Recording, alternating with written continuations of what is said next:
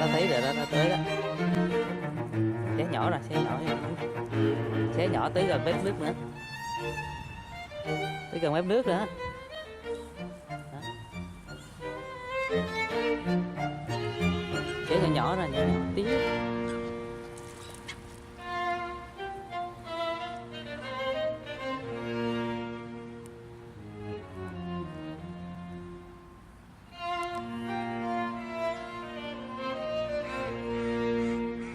Đó, vịt nó bơi tới đó.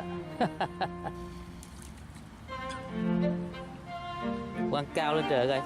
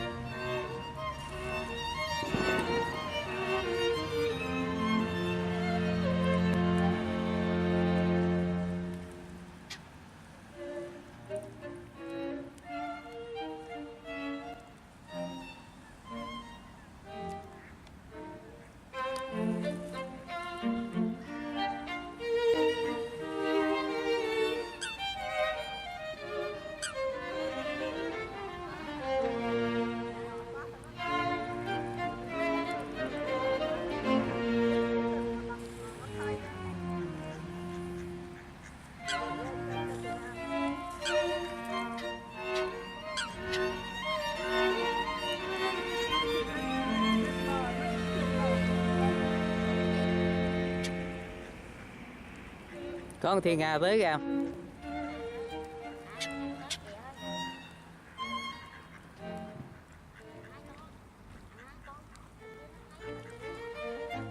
Từ từ à, ném từ từ.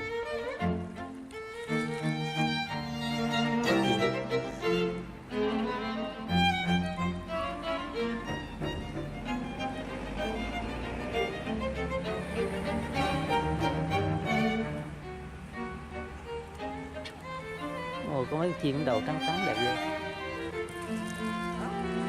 Bắt về là không chơi luôn rồi.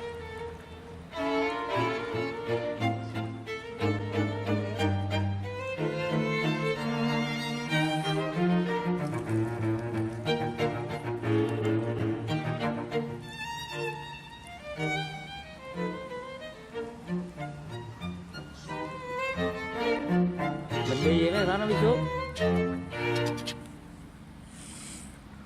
Có ăn là gì tới tóc con là dặn.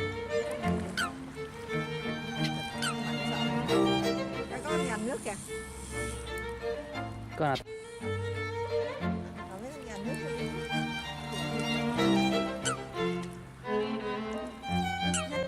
Ở cái nhà nước quăng nhanh nhanh xuống, chứ có mấy con chim nó bơi xuống.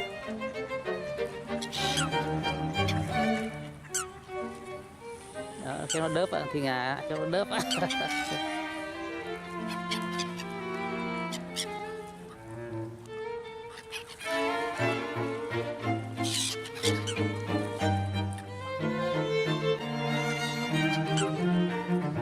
Ô, đớp luôn.